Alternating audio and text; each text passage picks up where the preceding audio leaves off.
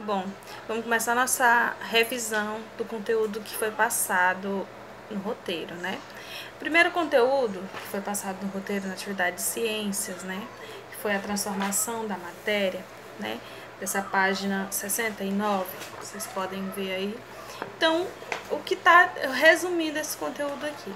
Ele está falando basicamente nessa transformação que a matéria pode acontecer. Primeiro, a gente vai relembrar o que é matéria. Matéria é tudo que tem massa e ocupa lugar no espaço, não é verdade? A gente estudou isso aí, é uma coisa que a gente não esquece, né? Nós somos uma matéria, os objetos são matéria, porque todo mundo está ocupando algum lugar no espaço. Seja um lugar grande ou pequeno, mas está ocupando. Então, essa é a definição de ocupação e do que é ser matéria, tá? Então, essa matéria, ela pode ser transformada, tá? De que maneira ela pode ser transformada? Ela pode ter uma transformação possível de voltar ao que ela era antes, né? Que é a chamada reversível, que é o que acontece com a água. Quando eu pego ela e coloco no congelador, ela está em estado líquido, e eu coloco no congelador, ela vai para o estado sólido.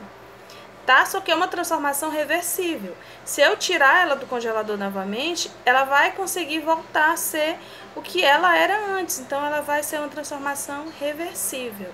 Reversível vem do quadro de que eu posso voltar a ser o que era anteriormente. Já nós temos a transformação irreversível, que é o caso que ele deu aí o exemplo do prego. Se eu tenho um prego e eu deixo ele muito tempo ali na água, ou pegando chuva, ele vai enferrujar. Depois de enferrujá-lo, ele não vai voltar a ser o que ele era antes, tá? Mesmo que eu use produtos e tudo, então a matéria já não vai ser igual. É como se eu comparasse um prego novo com um prego já velho, enferrujado. Então é uma transformação que é impossível de voltar a ser o que ela era antes. Mesma coisa se eu pegar um papel e eu queimar ele, tá? Ele vai virar cinza. Tem a condição dele queimado, ele voltar a ser o que ele era antes? Não tem, né? Então, isso é uma transformação irreversível, ou seja, é impossível de voltar a ser o que ela era antes. Dentro desse conteúdo também, ele vai falar sobre os materiais biodegradáveis e os não biodegradáveis, né? Os que não são capazes de se, vamos dizer assim, dissolver, né? Que são os mais poluentes, que acabam causando a morte de animais, né? Principalmente a poluição do mar, que eles acabam engolindo aqueles sacos plásticos, né? Então a gente tem essa diferença. Por que o governo ele criou várias leis que incentivam que as pessoas utilizem essas sacolas biodegradáveis? Por quê? Porque elas, com o passar do tempo, elas dissolvem, tá? Elas não causam muito dano porque são feitas de restos de alimentos, tá? De papel, e o papel, ele molhado, ele rasga, né? Com o tempo ele vai se dissolvendo. O que diferencia dos não biodegradáveis, que é no caso a sacola, as pilhas, né, que são altamente poluentes e que não tem a mínima condição de você deixar ela exposta e ela, de uma certa maneira, ela acabar dissolvendo. Passam anos, 200, dependendo do material, pode passar 150 anos até ele sumir completamente. Então, esse conteúdo aí da transformação da matéria, ele traz basicamente isso, que alguns materiais, né, quando transformados, eles podem ser reversíveis ou irreversíveis, e que também os materiais biodegradáveis, eles são, vamos dizer assim, uma maneira melhor de ser utilizado. Por quê? Porque eles agridem menos a natureza. Nesse conteúdo aí, a gente já está fazendo uma entrada da influência do ser humano, da influência do sol para o ser humano, é uma entrada do contexto geral da matéria e do ser humano, como ele vem utilizando essas matérias, né, no caso.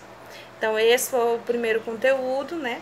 Aí veio a atividade da página 71, onde pedia para explicar o que eram essas transformações reversíveis. E aí colocar com as palavras de vocês mesmo, a primeira, a letra A e B, né? Colocar aqui a reversível, que não dá para voltar ao que era inicialmente, né? E a irreversível, que é impossível, no caso, desculpa, a reversível dá para voltar a ser o que era anteriormente com facilidade, seja congelando ou descongelando, tá? E a irreversível, onde é impossível de acontecer isso, porque é como se fosse uma coisa pro resto da vida, né? Já aconteceu e não volta a ser como era antes.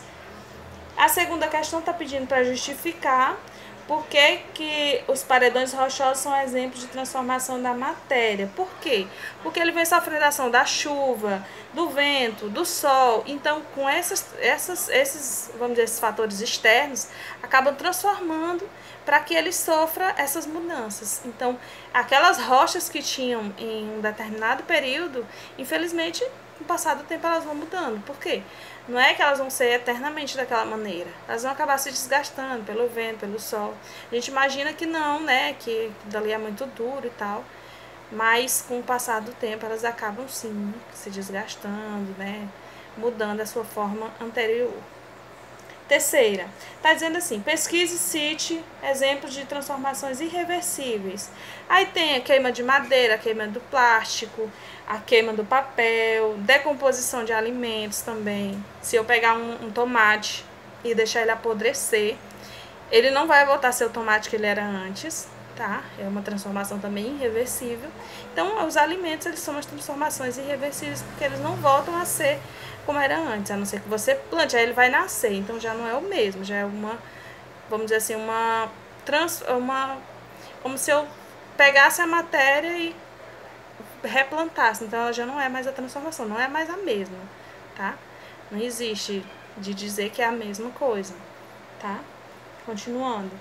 E na quarta ele está dizendo assim, qual a única afirmativa e podemos perceber que a matéria sofreu alguma transformação, tá? Como que ela sofreu alguma transformação? Quando eu sei, é quando o jeito dela inicial é diferente do final. Isso eu tenho certeza que quando acontece isso, que eu comparo o antes e o depois e não são iguais, então eu sei que a matéria ela sofreu uma transformação.